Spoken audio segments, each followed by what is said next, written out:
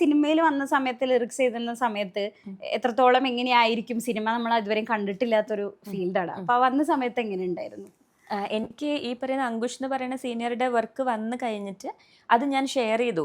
എൻ്റെ എല്ലാ ഫ്രണ്ട്സും ഷെയർ ചെയ്യുന്നുണ്ടായിരുന്നു, വാട്സാപ്പിലും FBയിലും ഒക്കെ. അത് കണ്ടിട്ട് കാവ്യ അജിത്ത് എന്നൊരു സിംഗറുണ്ട്, കമ്പോസറാണ്, പുള്ളിക്കാരിയുടെ വർക്ക് വന്നു. അത് കേട്ടിട്ടാണ് കൈലാസേട്ടൻ്റെ വർക്ക് വരുന്നത്.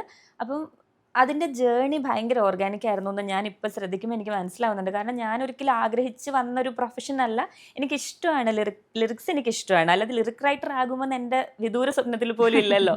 ഇഷ്ടമാണെന്നേ ഉള്ളൂ. അപ്പം ഇവരുടെ വർക്ക് വന്ന സമയത്ത് ഞാൻ ഈ പാട്ട് എഴുതി നിർത്താം.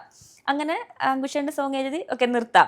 അത് കഴിഞ്ഞിട്ടൊരു വേറൊരു അമീറ എന്നൊരു മൂവി ഉണ്ട്, അതിൽ അനൂപ് ജേക്കബ് എന്നാണ് മ്യൂസിക് ഡയറക്ടർ പേര്.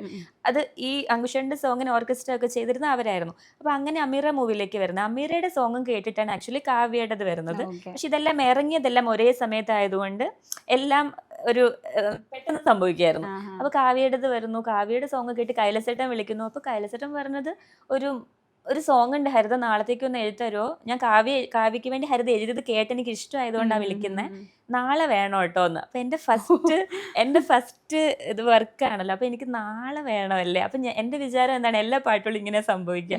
അപ്പം ഞാൻ എഴുതരാമെന്ന് പറഞ്ഞ് ഞാൻ നൈറ്റ് ഇരുന്ന് എഴുതി കൊടുത്തു.